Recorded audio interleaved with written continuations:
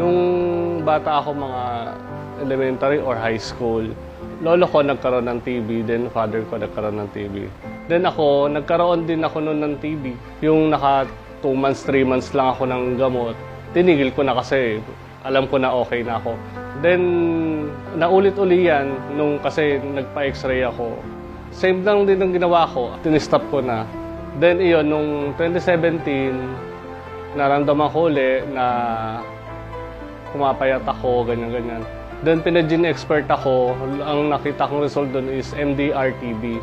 It all started way back 2018 nung we find out na naglo-lose weight ako and nawawalan ako ng gana kumain. So we decided na magpatingin sa PGA namin ng yung magpa-check up kami, general check-up. And nagpa-take siya ng mga lab tests and dun nga po nalaman namin na may hindi normal dun sa tinake naming test.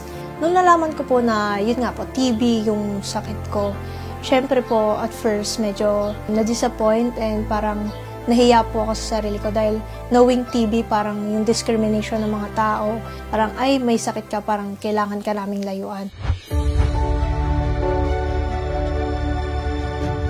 Monday to Friday, open naman yung center dito malapit.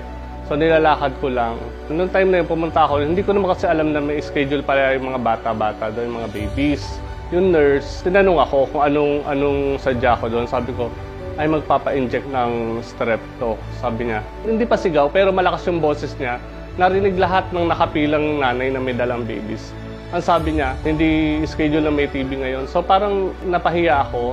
Thankful ako dahil wala akong naranasang discrimination from other people.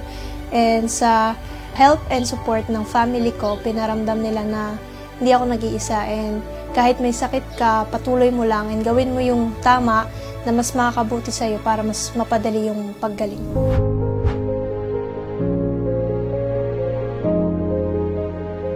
Sa paggagamot ko pong yun, nakakaranas po ako ng chills and high fever po. Medyo nasusuka, nahihilo.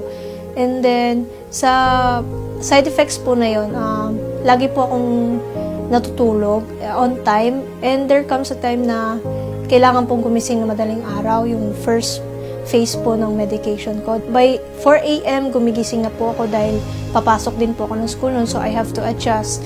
Gigising po ako ng 4 a.m. in the morning, inom ng gamot. And sabi po, before meal. So, I take it before meal. And ayun po, after I take it, nag-rest po ulit ako, tutulog po ulit para may lakas pa rin po. And na-address ko po yung mga side effects na yun. Siyempre, pagkain po ng healthy foods and proper diet na rin po. Every morning kasi nagja-jogging na lang ako para mas maganda yung pag-breathe ko ng air. Kumakain ng masustansya na lang din kasi pag malakas yung immune system mo, pag kinapitan ka ng TB, pwedeng malabanan agad siya ng immune system mo, hindi na siya tutuloy sa katawan mo.